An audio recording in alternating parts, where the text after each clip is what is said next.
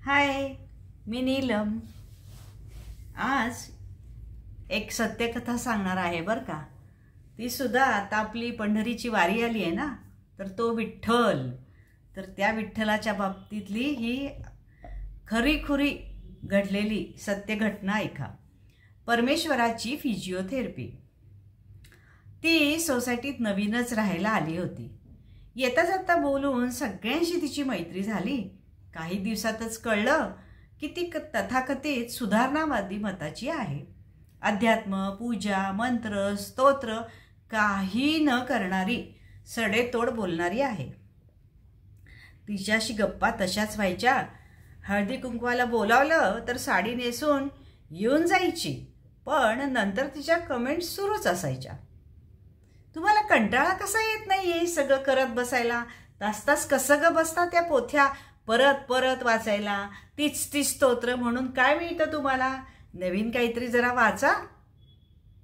आईनं दिलेले बाळकृष्ण आणि अन्नपूर्णा तिने डब्यात ठेवून दिले होते, हे तिनेच आम्हाला सांगितलं.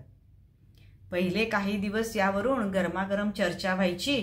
ती त्याला ठामपणे उत्तरं द्यायची.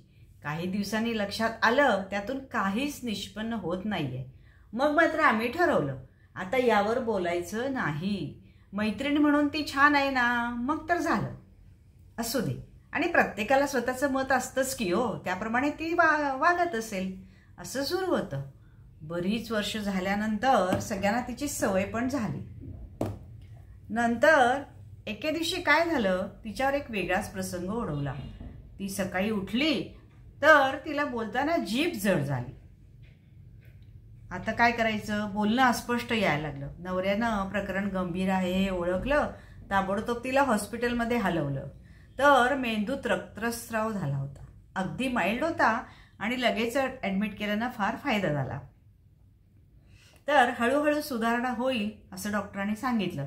तरी बरेच दिवस ती दवाखान्यात होती. नंतर बरी झाली, पण उच्चार काही इतके स्पष्ट येत नव्हते. तिला डिस्चार्ज मिळणार होता. त्या दिवशी डॉक्टरांनी औषधं कशी घ्यायची, काय खबरदारी घ्यायची हे नीट समजावलं आणि सहज म्हणाले, अजून एक तुम्हाला सांगू का? घरी गेल्यानंतर तुम्ही मध्यम आवाजात रामरक्षा म्हणा.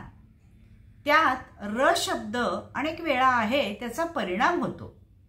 प्रत्येक शब्द म्हणताना तोंड जमेल तेवढं उघडा.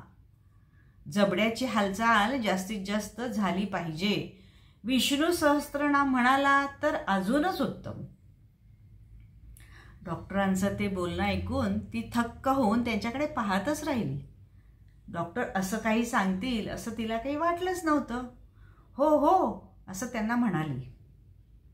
घरी आल्यानंतर 4 दिवसांनी तिच्या मनात काय आलं कोणास ठाऊक. डॉक्टरांनी स्वतः सांगितलंय तर हा उपाय पण करावा असे तिला वाटले. फोन करून तिनं मला हे सांगितलं. तुला हे कसं सांगू असं मला वाटत होतं. तिला म्हटलं, अगं तुला बरं व्हायचंय, आता बाकी काही बोलू नकोस. माझ्याकडे सज्जनगडावर रामदासी बुवांनी म्हटलेली रामरक्षा ऑडिओ स्वरूपात आहे, ती तुला पाठवते. ती तू ऐक. कुठल्याही दुकानात तुला रामरक्षेचे पुस्तक अगदी सहज 5-10 रुपयात मिळेल. ते आणून घे आणि बघून म्हण. तिचा गळा दाटून आला. नीलम, एवढेच ती म्हणाली. राहू दे ग, उगीच अपराधी भाव मनात ठेवू नकोस. मात्र शांतपणे श्रद्धेने मनोभावे म्हणत राहा. तुझा विश्वास नाही हे माहीत आहे, तरी बरं होण्यासाठी तरी कर. हा फिजिओथेरपीचा एक प्रकार आहे असं समज. थोडे दिवस करून तर बघ, मग आपण निवांत बोलू, मी तिला म्हणाले. काही दिवसांनी तिनं मला भेटायला बोलवलं. हे बघ, ती म्हणाली. बघितलं तर चक्क छोट्याशा देवघरात बाळकृष्ण अन्नपूर्णा ठेवले होते. शेजारी समई मंद तेवत होती. समोर 2 निरांजन तबकात होती. उदबत्तीचा मंद सुगंध दरवळला होता. फुलं वाहिली होती आणि शेजारीच रामाचा फोटो होता. त्याला मोगऱ्याचा गजरा पण घातला होता. मी बघतच राहिले. ती म्हणाली, काय झालं माहीत नाही, पण ऑनलाईन हे सगळं मागवलं. अंतरंगातूनच काहीतरी वाटलं असं करावं. खरंच ग, खूप शांत समाधानी वाटतंय. तुम्ही हे का करत होता हे आजारी पडल्यानंतर मला कळलं. इथे समोर बसून रामरक्षा म्हणताना काहीतरी भारल्यासारखं वेगळंच वाटत होतं. मला ते तुला शब्दात नाही सांगता येणार. राहू दे ग, तू ते अनुभवलंस, बरी झालीस हे महत्वाचं. आता तू पण हा आनंद घे. तिला पसायदान, मनाचे श्लोक आणि हरिपाठ अशी पुस्तकं दिली. तिचे डोळे भरून वाहायलाच लागले होते. असू दे, होतं असं कधी.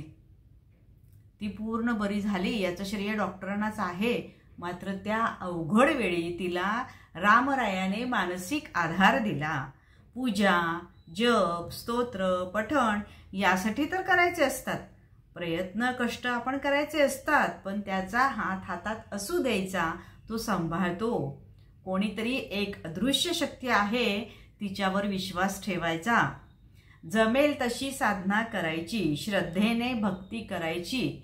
त्यांनी मन खंबीर बनतात. दोघांचा मेळ जमला की मग शरीरही बरं होण्यासाठी साथ देतं. डॉक्टर तर तिला म्हणाले होते, काहीही येत नसेल तर नुसती अ ते ज्ञ 12 खटे तरी म्हणा. र रा रि री रु रु रे रई रो रौ रम रहा रोम राम. नाही ते श्रीकृष्णाने तेच तर सांगितले आहे.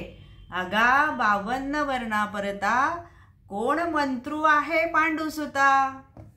खरंच कशी वाटली गोष्ट मला सांगा.